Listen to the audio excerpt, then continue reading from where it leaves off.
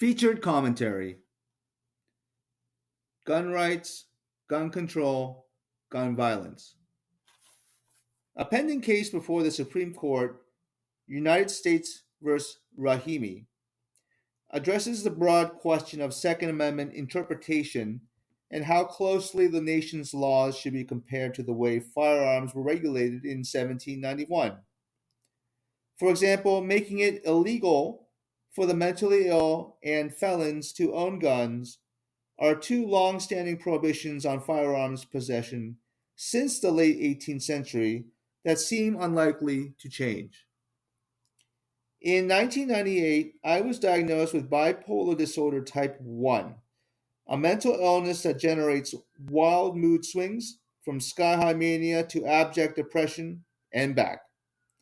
It took multiple treatment teams and cocktail upon cocktail of meds before I stabilized. Now, the bipolar condition is part of my personality, but I am no longer a prisoner of it. Also in 1998, I got into a fight with someone and violently brandished a golf club. I was arrested for assault with a deadly weapon, which is a felony. Thankfully, the judge commuted my sentence to simple assault, which is a misdemeanor. I did probation, expunged my record, made peace with my one time adversary, and have avoided violence since. Many years later, I wondered about guns. Despite having been raised in western Pennsylvania, which has a robust hunting culture, I knew little about them and never owned one. So one time, at a firing range, I decided to rent some. I quickly gravitated to the 9mm Beretta, less recoil than a 45, more stopping power than a 22.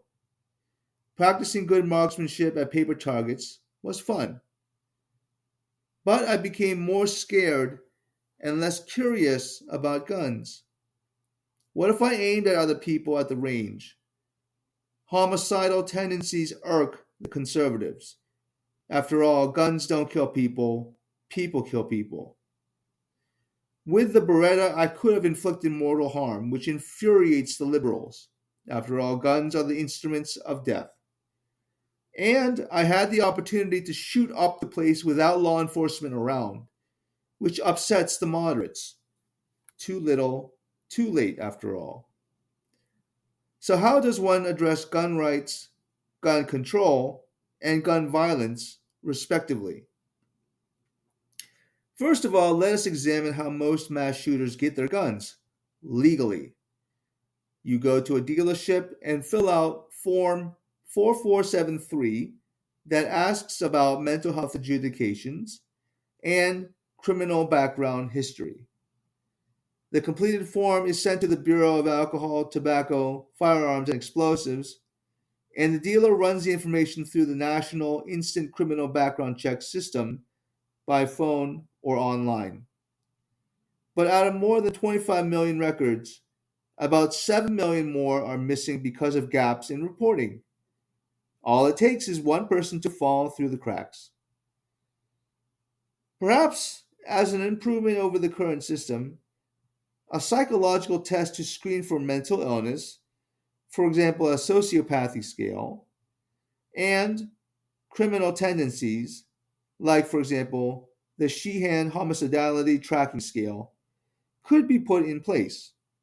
It would comprise less than, say, 50 multiple choice questions to be completed and scored with a pass fail decision at the gun dealership, all in no more than 15 minutes. No more time to run the National Instant Criminal Background Check System, and much more accurate and consistent. An ATF agent stationed at the dealership would administer the test so that no colluding between gun dealer and gun applicant can happen. This arrangement is much better than waiting for a hard copy, potentially doctored Form 4473 that is not a proper psychological instrument anyhow. Although in principle I am not for taking away anyone's inalienable rights, I do not advocate repealing the limitations on the mentally ill and felons, each of which I was once, regarding the Second Amendment. But for those of us who are neither crazy nor criminal. The right to bear arms is enshrined properly by our founding fathers for self defense, protection of the home, and against a tyrannical government, as it should be.